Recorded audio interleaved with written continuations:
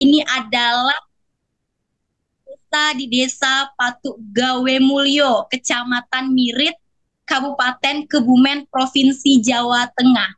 Beliau ini di usia muda sudah menjadi kepala desa ya Mas ya, dari tahun 2019 sampai sekarang ya Mas ya. Oke. Em, Beliau ini merupakan mahasiswa S2 Magister Ekonomi Syariah UIN Sunan Kalijaga, Yogyakarta, dan juga sebagai Sekretaris Papdesi Kecamatan Mirit, Kabupaten Kebumen dari tahun 2020 sampai sekarang. Dan seperti biasa, diskusi kita kali ini tentu ditemani oleh narasumber kita yang tidak kalah hebatnya. Langsung saja izinkan saya, Yana Silva, terlebih dahulu untuk menyapa. Ada Bapak M. Satdam MAK dari STIA Hidayatullah sebagai narasumber. Selamat malam, Bapak. Selamat malam, Bu Yana. Assalamualaikum. Dan juga ada Dr. Dumairi MA dari Universitas Gajah Mada sebagai penanggap. Halo, selamat malam, Bapak. Malam. Ya, rasanya semangat sekali untuk mendapatkan ilmu baru dari diskusi kali ini dan dari narasumber kita. Untuk itu, tanpa berlama-lama lagi, langsung saja kepada moderator kita, Mas Anam, untuk memandu jalannya diskusi pada malam ini. Silakan, Mas. Ya, terima kasih Mbak Yana atas waktu dan undangannya. Malam hari ini kita di forum yang insya Allah diberkahi. Assalamualaikum warahmatullahi wabarakatuh. Selamat Waalaikumsalam. malam semuanya. Salam sejahtera, namo buddhaya, salam kebajikan, rahayu. Pada malam hari ini tentu sangat luar biasa dan senantiasa kita tidak lupa, senantiasa memanjatkan bersyukur kehadirat Allah Subhanahu wa taala, Tuhan yang Maha Esa. Semoga kita termasuk umat manusia yang penuh keberkahan.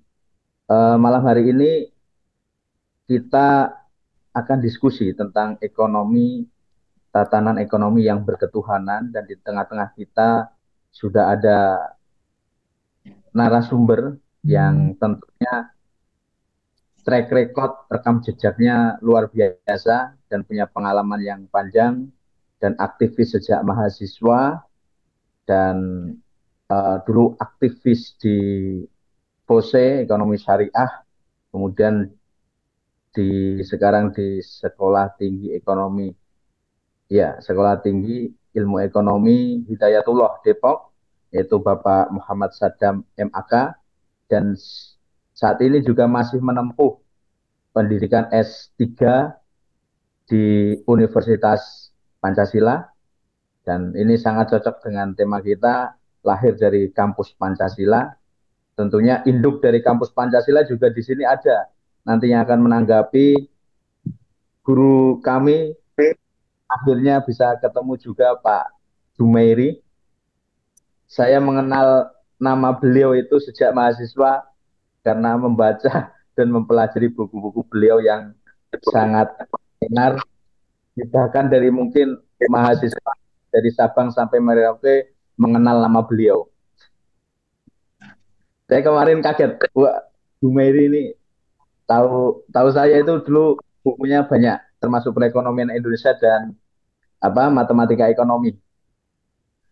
Langsung saja, waktunya Mbak Yana ini berapa nanti satu pembicara?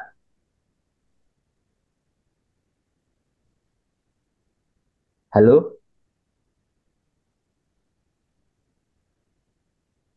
Mbak Yana?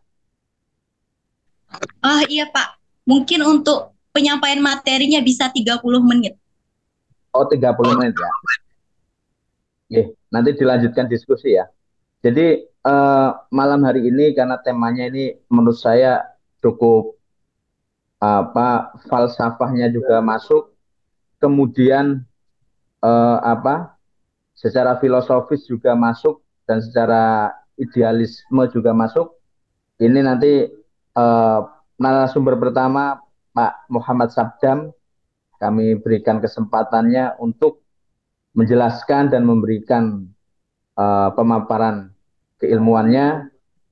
Semoga nanti teman-teman yang sudah masuk pada grup nanti bisa apa memaksimalkan gitu. Karena memang Zoom ini apa namanya? Kadang suaranya kan pedot-pedot. Cara Jawa pedot-pedot ya, putus-putus.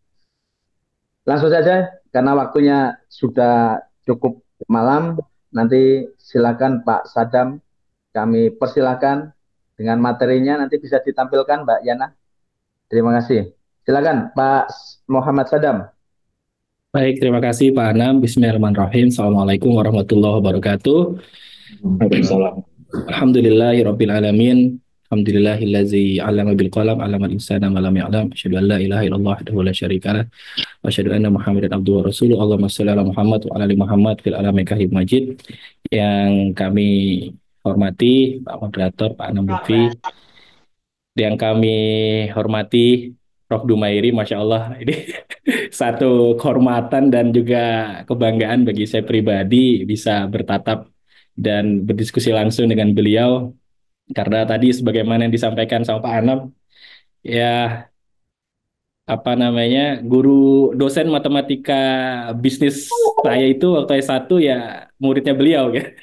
Jadi Masya Allah ini ya karyanya di kampus menjadi referensi utama untuk mata kuliah perekonomian Indonesia dan juga matematika bisnis ekonomi gitu ya. Hari ini satu kehormatan dan juga kebanggaan buat saya pribadi dan juga kami ucapkan terima kasih banyak kepada Akademi Notonegoro yang telah memberikan kesempatan pada kami untuk sharing dan berbagi berkaitan dengan topik yaitu wujud ekonomi berketuhanan. Nah, ini kenapa saya mohon maaf judul slide yang akan saya paparkan itu adalah wujud ekonomi Pancasila ya, karena kita ingin coba me- lebih membumikan ekonomi berketuhanan itu dalam satu aras konstitusi dari negara kita gitu. Hal mana di dalam konstitusi kita, di dalam pembukaan Undang-Undang Dasar yang mana terdapat 5 sila di situ. Yang pertama adalah ketuhanan yang Maha Esa gitu ya. Ini juga merupakan lanjutan dari diskusi sebelumnya yang membahas tentang tatanan daripada bagaimana sih negara berdasarkan ketuhanan yang Maha Esa itu. Nah, ada 4 konten yang akan kami sampaikan. Yang pertama adalah definisi-definisi mengenai ekonomi Pancasila, terus kemudian juga kondisi kita, kondisi ekonomi kita, kemudian juga sebetulnya apa sih isu ekonomi kita begitu ya, dan bagaimana hukum Aspol itu menjawab terkait dengan wujud ekonomi Pancasila itu. Ya, yang pertama kenapa definisi ini penting gitu ya, karena kita ingin dan saya pribadi ingin menyampaikan satu perjalanan daripada ekonomi Pancasila itu sendiri yang memang juga secara diskursus itu secara diskursus juga populer, lahir populer gitu ya. Kalau lahir memang sudah cukup lama, dari tahun 1970-an. Diskursusnya itu pernah pertama kali terucap oleh Prof. Emil Salim, terus kemudian diseriusi itu oleh almarhum Prof. Mubiarto dari Universitas Gadjah Mada. Ya, nah kita masuk ke section 1 ya, definisi-definisi. Yang pertama, ya saya mengutip tentu dari begawannya ya, almarhum Prof. Mubiarto gitu ya. Bahwa teori ekonomi Pancasila itu adalah teori ekonomi khas Indonesia yang penerapannya multidisipliner dan transdisipliner. Ini yang saya highlight ini adalah poin-poin yang nanti bisa kita jadikan satu apa namanya perspektif ya dalam memandang kondisi kita saat ini. Yang pertama adalah tidak menggunakan asumsi-asumsi ceteris paribus. Nah, ini satu statement yang buat saya unik dari Prof. Mubiarto. Karena apa? Karena doktrin ekonomi saat ini yang kita pelajari, kalau misalnya kita belajar ekonomi mikro atau belajar ekonomi mikro terutama ya, pantar ekonomi, itu pasti kata-kata ceteris paribus ini selalu muncul. Selalu muncul dan menjadi macam constraint daripada analisis ekonomi yang ada gitu. Nah, terus kemudian mengandung 5 asas gitu ya. Ini 5 asas ini turunan daripada sila, ya, pertama etika, kemanusiaan, nasionalisme, kerakyatan, demokrasi, dan keadilan sosial. Jadi Prof. Mubiarto ini mengkerucutkan ketuhanan yang Maha Esa itu dalam bentuk etika. asasnya kekeluargaan dan kemasyarakatan sebagaimana tercantum dalam pasal 33 dan model ekonominya holistik ya, tidak memisahkan masalah ekonomi dari masalah sosial, budaya, masalah moral dan etik. Nah, ini sebetulnya highlight-highlight yang nanti akan kita kaji ya. Ini perspektif-perspektif yang kita kaji berdasarkan kondisi kita saat ini. Yang kedua, saya mengambil definisi juga dari Bapak Ginanjar Kartasasmita, salah satu politisi dan mantan anggota DPR RI dan DPD RI ya, bahwa ekonomi Pancasila tidak semata-mata bersifat materialistis. Tadi sudah disampaikan juga sama Bu Yana bahwa ekonomi berketuhanan itu ya tidak satu arah saja gitu ya. Karena apa? Karena ekonomi Pancasila itu ya tadi, karena sila pertama itu adalah ketuhanan yang Maha Esa, maka landasannya adalah keimanan dan ketakwaan gitu. Nah, ekonomi Pancasila menurut Pak Ginanjar Kartasasmita itu dikendalikan oleh kaidah-kaidah moral dan etik sehingga pembangunan nasional kita adalah pembangunan yang berakhlak gitu ya. Ini definisi kedua. Definisi ketiga menurut Pak Majid dan juga Pak Edi Suasono ya, secara normatif ya landasan daripada ekonomi Pancasila tertanam dalam pembukaan ya. Pembukaan tentu tadi ada 5 sila itu, terus pasal 27 ayat 2, pasal 33 dan pasal 34 Undang-Undang Dasar 1945.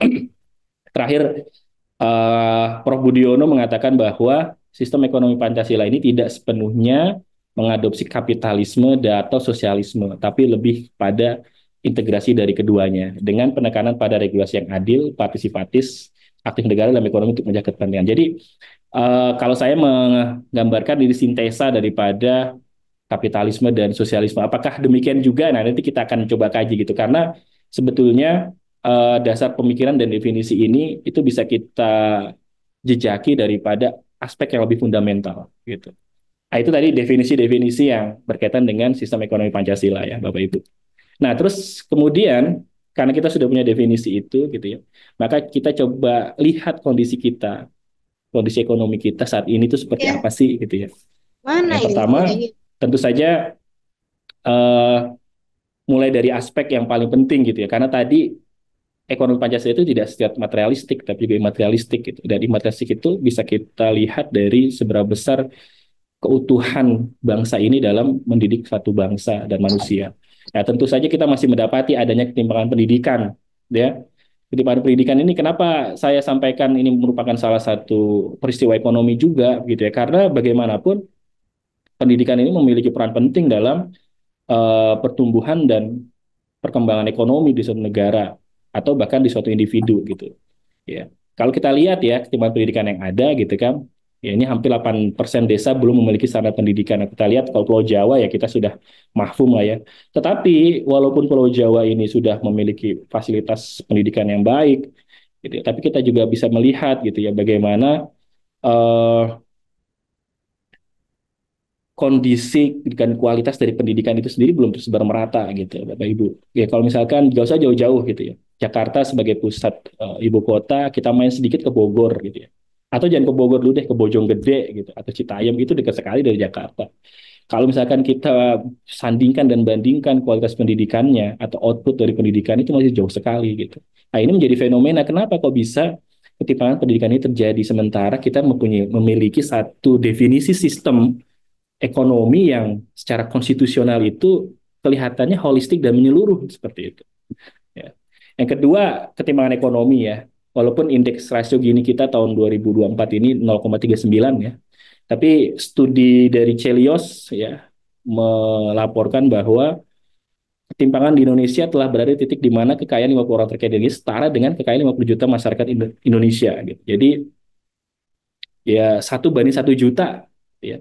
Satu orang kaya itu mewakili 1 juta orang miskin ya. Dan kesimpulannya dari Celios itu adalah butuh waktu 130 tahun 3 tahun untuk menghilangkan kemiskinan di Indonesia. Nah, ini tentu pendapat pesimis ya.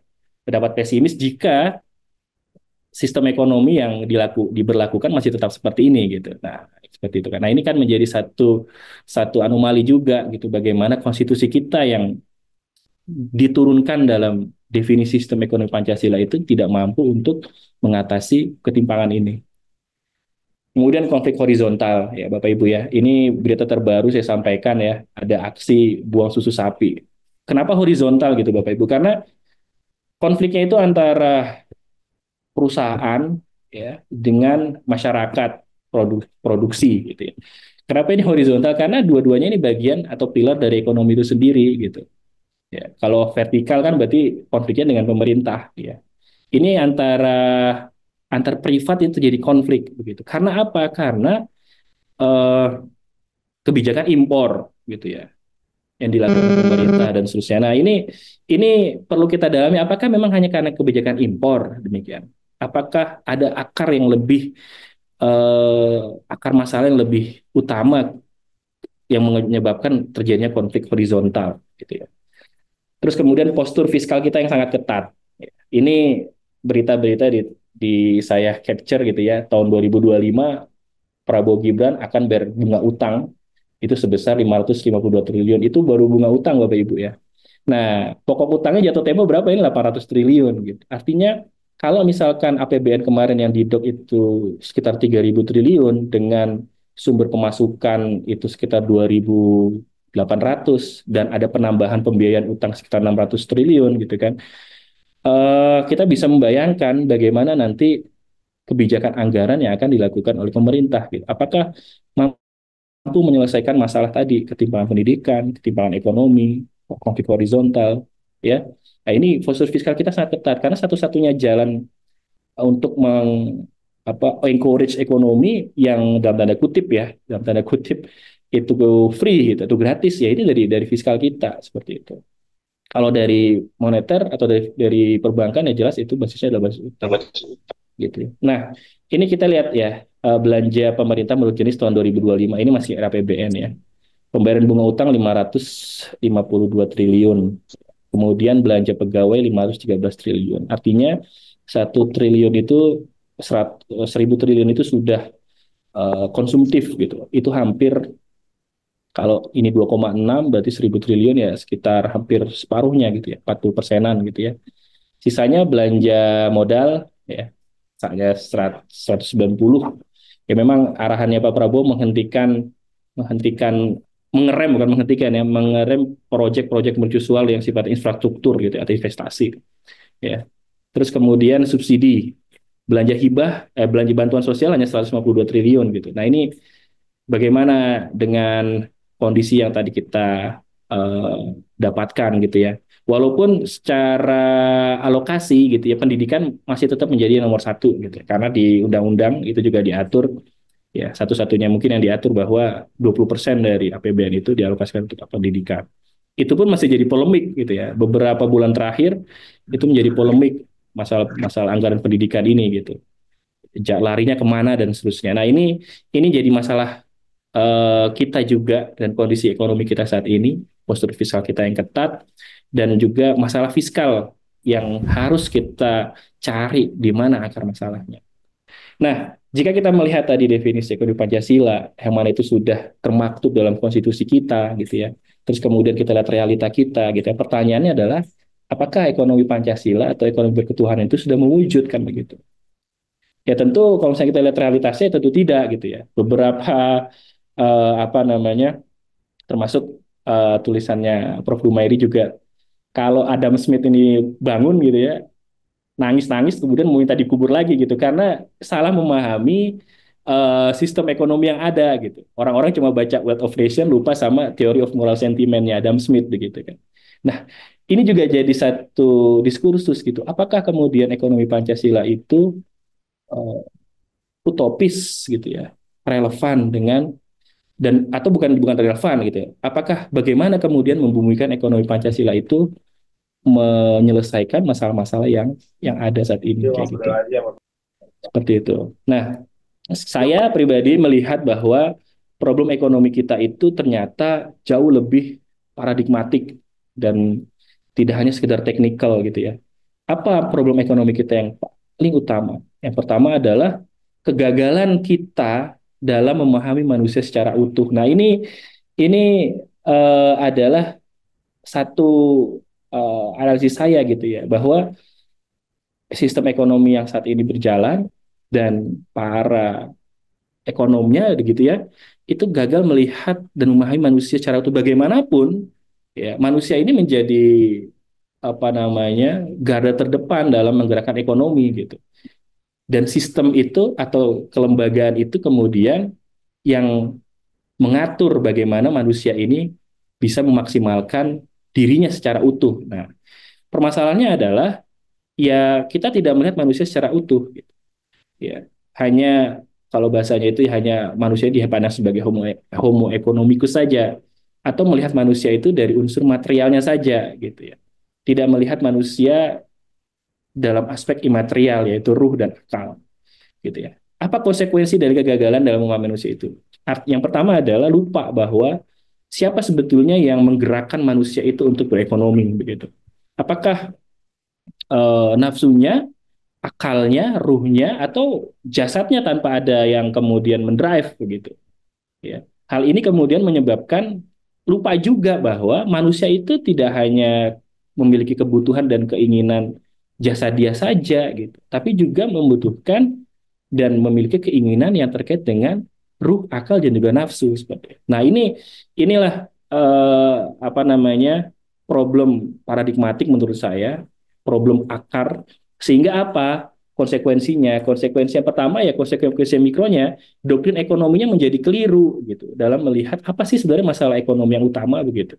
Apakah masalah ekonomi kita itu adalah scarcity atau how to choose something karena kelangkaan kemudian kita harus memilih gitu ya. Nah, ini kan jadi doktrin yang selalu yang menjadi patron dalam pembelajaran ekonomi kita begitu ya. Ya kelangkaan gitu kan, terus kemudian ada pilihan, terus kemudian nanti ada eh, terciptalah apa namanya karena adanya yang kebutuhan itu transaksi dan seterusnya, nanti ada permintaan penawaran dan seterusnya, pasar bebas dan seterusnya begitu. Nah, ini Bapak Ibu, saya melihat bahwa konsep Barat ini atau yang sekarang kita adopsi gitu ya, itu menitik beratkan pada masalah sifatnya material tadi gitu. Sementara gitu kan, pengkritiknya juga terlalu berat pada persoalan imaterial. Gitu. Padahal material dan imaterial itu telah melekat dan terintegrasi dalam satu tarikan nafas. Dalam aktivitas kita sebetulnya itu mewujud konsekuensi ekonomi dan juga konsekuensi sosial dalam satu waktu gitu. Ya. Sehingga apa? Sehingga definisi welfare, definisi scarcity, definisi choice itu apa namanya hanya berat pada sisi material semata gitu. Orang juga akhirnya kan tidak melihat gitu hal-hal yang sifatnya spiritual, pendidikan yang abstrak yang tidak bisa terlihat itu adalah satu scarcity juga gitu. Kita ke kelangkaan dalam kondisi kelangkaan orang-orang yang bijak misalkan, orang-orang yang terdidik dan juga bijak gitu, orang-orang yang kemudian eh, mampu bersikap ksatria. Itu kan sebetulnya hal-hal yang kita tidak bisa nilai atau bukan tidak bisa, tidak ingin menilai apa namanya suatu hal yang imaterial itu begitu kan. Nah, inilah yang kemudian menjadi konsekuensi mikronya ini. Nah, kegagalan ini berkonsekuensi mikro ketika kita gagal dalam memahami apa sih permasalahan mikro itu, kemudian akhirnya kita menjadi gagap dalam merumuskan satu kebijakan makro seperti itu. Apa yang terjadi gitu kan? Akhirnya relasi antara individu, masyarakat, institusi pemerintah dan negara itu juga akhirnya tidak terbentuk secara utuh begitu ya. Produksi, distribusi, konsumsi tidak terkoordinasi mengakibatkan adanya kelangkaan dan kemubaziran dalam satu waktu. Ya, bayangkan ya, satu sisi kita mengalami kelangkaan tapi pada saat itu juga kita mengalami kemubaziran. Contohnya tadi susu dibuang gitu kan, akhirnya bentuk protesnya apa namanya produsen susu dan pengepul karena pabrik tidak menerima susu itu kemudian dibuang. Tapi di satu sisi di daerah lain gitu kan orang-orang butuh susu untuk meningkatkan gizi. Nah, ini kan kelangkaan dan pemubaziran dalam satu waktu terjadi gitu. Ya. Itu karena apa? Karena tadi ya kita tidak bisa melihat secara mendalam bagaimana sebetulnya manusia itu ya. Terus kemudian lahir ambiguitas hidup individual dan juga komunal gitu. Ya. Ada orang-orang yang pihak-pihak yang ya karena basisnya ini adalah pasar gitu kan, individualis gitu ya. Ya udah, ya kita apa namanya melakukan sesuatu itu karena kepentingan kita sendiri. Itu kalau di Web of Nation itu kan disebutkan penjual daging itu tidak menjual daging karena dia peduli sama konsumen, tidak, tapi karena memang itu untuk kepentingan diri sendiri gitu kan. Nah, tapi satu sisi juga ada orang-orang yang senang hidup dalam komunal, komunitas, berjamaah gitu ya. Eh, Nah, ini hidup individual ini diakomodir dalam sistem makro kita, hidup komunal ini tidak diakomodir gitu. Orang-orang yang ingin berjamaah, berkumpul, guyup rukun, gotong royong dan seterusnya itu tidak diukur dan dihitung sebagai bagian dari produktivitas. Akhirnya apa? Akhirnya terjadilah tadi konflik atau chaotic horizontal dan vertikal di dalam pasar, ya. Nah, kegagalan yang kedua adalah kegagalan dalam menemukan metode pencatatan, pengakuan, pengukuran, dan pengungkapan produktivitas secara utuh dan komprehensif. Bentuk lembaganya seperti apa? Ya, sistem moneter kita akhirnya berbasis hutang dan bunga. Jadi kalau misalnya kita tarik gitu ya, kenapa ada sistem moneter, ada uang dan seterusnya, ini kan sebetulnya untuk mengkoneksikan produktivitas gitu ya. Apa sih barang atau jasa yang dihasilkan? Ini itu masih sesuatu materialitas gitu. Belum kan Nah, Pak Sadamnya? bagaimana kemudian apa namanya hal-hal yang sifatnya sekarang Bapak Ibu, mohon maaf, aktivitas kita ini kira-kira aktivitas produktif atau enggak malam ini? Ya kan? Jika produktif gitu kan, maka apakah sudah diakui, dicatat, diukur dan diungkap nilai produktivitas itu gitu. Nah, nilai produktivitas itulah kemudian yang kita dalam dalam modern ini kita sebut sebagai uang itu sebagai alat ukur, alat hitung, ya, alat tukar gitu kan. Jadi ini ada apa namanya masalah di dalam kelembagaan moneter kita. Yang kedua adalah akhirnya sistem fiskal hanya berbasis pajak dan program. Nah, ini adalah konsekuensi makro dari tadi kegagalan dalam memahami manusia secara utuh gitu. Lantas kemudian bagaimana hukum publik aspal menjawab? Satu, ya kita harus memahami manusia, ya, ontologi manusia secara utuh bahwa ada memang individu yang beraktivitas ya ini atau berekonomi karena materialitas semata itu ada gitu. Ada juga individu yang berekonomi karena atau beraktivitas kan imaterialitas semata atau ruh semata gitu ya. Orang-orang yang begitu apa namanya begitu dermawan gitu ya. Saya punya atasan itu Pak penghasilan 100 juta yang diinfakin 120 juta gitu. Agak aneh gitu kan. Artinya ada orang-orang yang begitu gitu. Terus kemudian ada juga orang-orang yang berlaku beraktivitas itu karena materialitas dan juga imaterialitas gitu. Nah, ini kita harus akui ya, kita harus akui spektrum manusia ini gitu. Ya. Lantas kemudian bagaimana kelembagaan yang cocok gitu kan? Jika kita harus mengakui semuanya. Masalahnya adalah sekarang yang diakui itu yang cuma berdasar materialitas aja gitu. Ya. Artinya yang apa namanya yang sifatnya imaterialitas kayak kayak diskusi-diskusi begini gitu. Apalagi sudah sampai 91 series gitu kan. Pertanyaan saya kan 91 series ini kemudian dihitung sebagai produktivitas nggak gitu dalam sistem ekonomi kita gitu. Kalau dihitung kan sebetulnya menghasilkan satu nilai gitu. Nah, nilainya itu kemudian bisa ditransaksikan dalam tanda kutip seperti itu. Nah, ini kan tidak terjadi gitu ya. Ini juga kemudian yang menjadi penyebab ketimpangan pendidikan Bapak Ibu. Coba bayangkan saya kebetulan di Siti Hidayatullah gitu ya. Ya kampus swasta. Pendirinya itu menginginkan bahwa kampus ini bisa diakses oleh semua golongan, terutama kaum duafa gitu. Makanya ada program beasiswa dan seterusnya. Tapi satu sisi gitu ya, pendidikan murah dan seterusnya. Tapi satu sisi jika itu terjadi gitu ya, SPP misalkan 2.400.000 satu semester. Lah terus dosen ini dan pengurus dibayar pakai apa kan gitu. Ya. Nilai dosen satu orang mengajar 40 di Setia itu berbeda dengan satu dosen mengajar di 40 anak di UPH misalkan. Pelita Harapan misalkan, saya sebut merek. Biasa di sana SPP-nya mahal gitu kan, tapi kan yang bisa maksus semua orang kaya gitu ya. Sementara yang di sini bagaimana dengan orang-orang yang tidak memiliki ekonomi yang cukup terkait pendidikan. Nah, ini kemudian menjadi satu faktor dan ini menjadi jawaban gitu bahwa kita ekonomi Pancasila itu dalam definisi Aspol harus mampu mengayomi dan juga mengakomodir spektrum manusia yang begitu begitu luas gitu ya. Nah, di Aspol juga disebutkan bahwa pendekatan mikro kita secara holistik gitu karena tadi memandang manusia itu berbagai aspek ada ruh, jasad, akal, ada materialitas, imaterialitas dan seterusnya. Maka kesejahteraan, kelangkaan, dan pilihan itu juga tidak hanya didasari pada materialitas semata gitu, tapi juga pada satu tarikan perilaku membawa pada dimensi imateri gitu.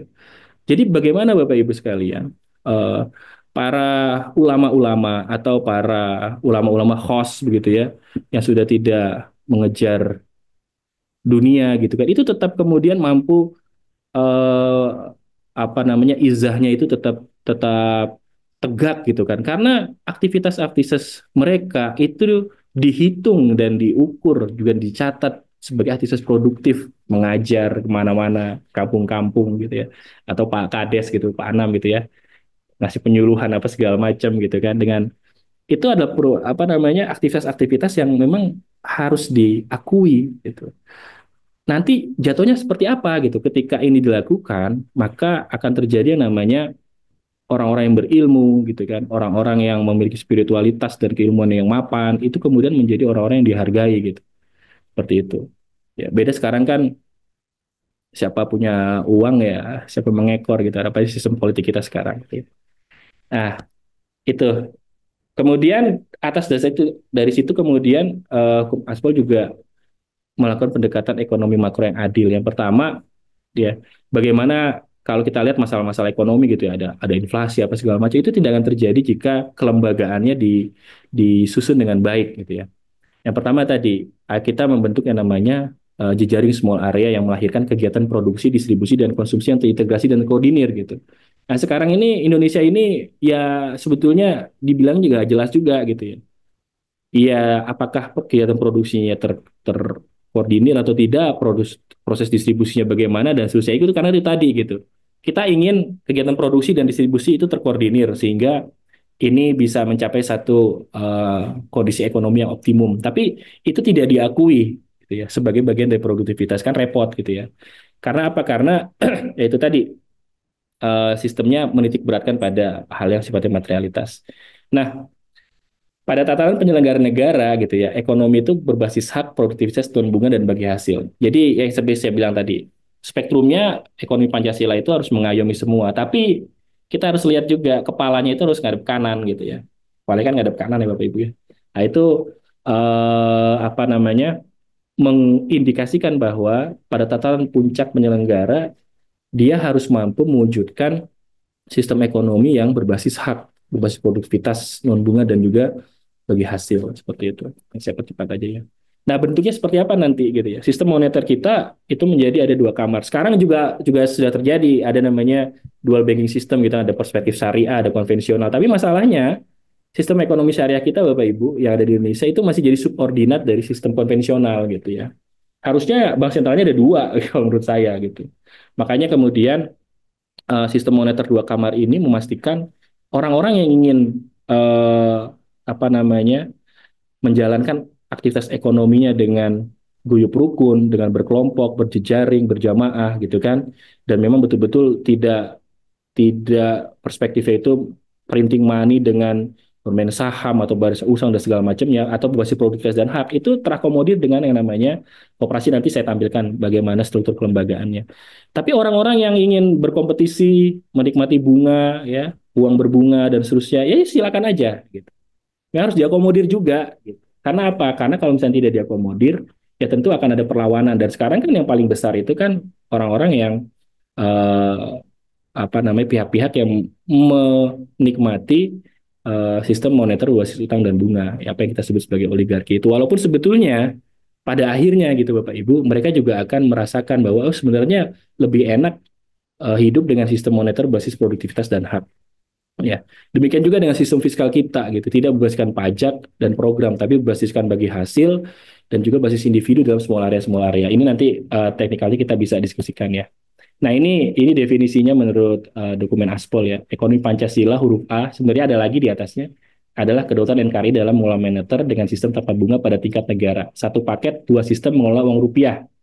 Sistem bunga atau pajak dan sistem tanpa bunga. Jadi tetap diakomodir Bapak Ibu gitu ya.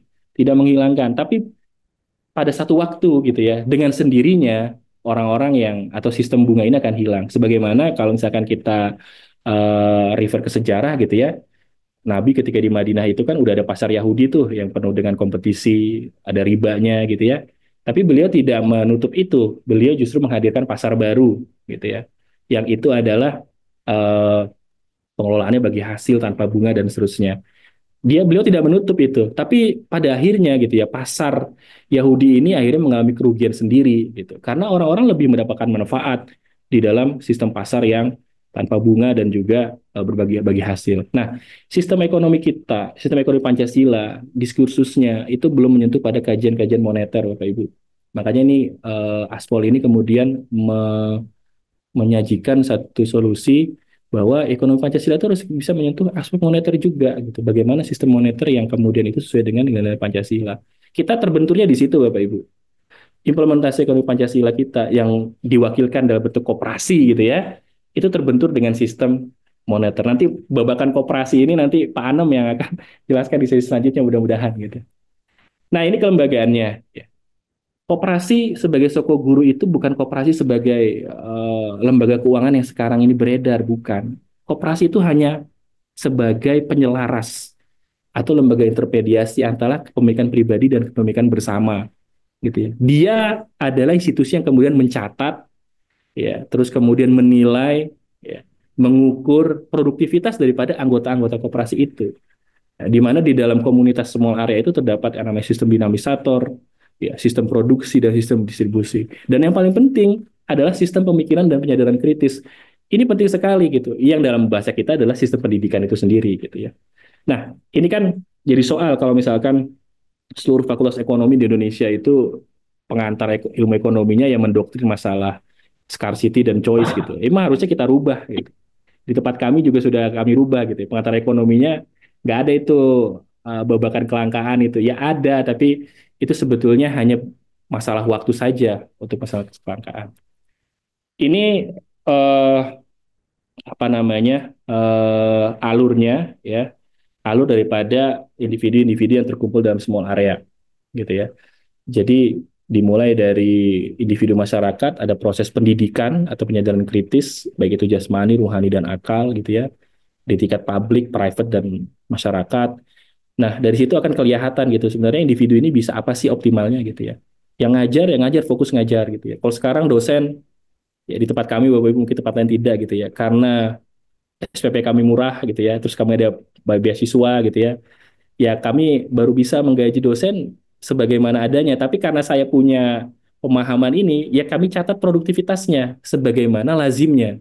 Bahwa uang yang diterima itu baru separuh, baru 3/4, yaitu adalah bentuk pencairan daripada produktivitas itu sendiri gitu. Nanti kalau misalkan sistem ini sudah berubah gitu, sistem moneternya itu basis produktivitas dan hak, ya dosen-dosen yang di tempat kami itu akan mendapatkan sebagaimana haknya yang belum tertunaikan seperti itu. Ya. Nah, ini relasinya. Jadi Bank Indonesia itu yang tadi saya bilang dia sekarang cuma jadi single moneter gitu ya, itu akan diganti oleh Koperasi Indonesia dengan paradigma Koperasi Indonesia itu sebagai lembaga penyelaras, gitu, lembaga intermediasi dan lembaga untuk mencatat serta mengukur. Jadi dari small area ke dalam small area ini nanti ada small area administratif, small area desa, small area kelurahan, small area ormas gitu ya, atau komunitas gitu kan. Dibentuk itu kemudian integrasi dengan Koperasi Indonesia dan tatanan pusat. Ini bagi mereka yang ingin hidup di alam guyup rukun gotong royong, gitu ya, berjamaah ya, atau berserikat dan berkumpul.